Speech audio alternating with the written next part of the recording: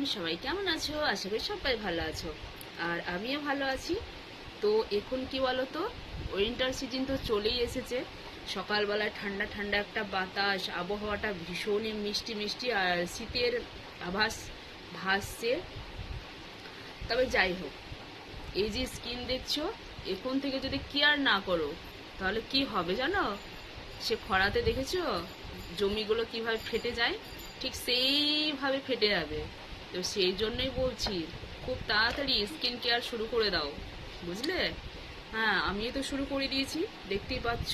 অবশ্যই তোমাদেরকে একদিন শেয়ার করব আমি রাত্রেবেলায় কি কি মেখে শুই, আর তোমরাও সেটা ট্রাই করবে, দেখবে স্কিনটা খুব ভালো থাকবে। সিক্রেট জিনিস আমি এখন ওপেন করব, ঠিক আছে?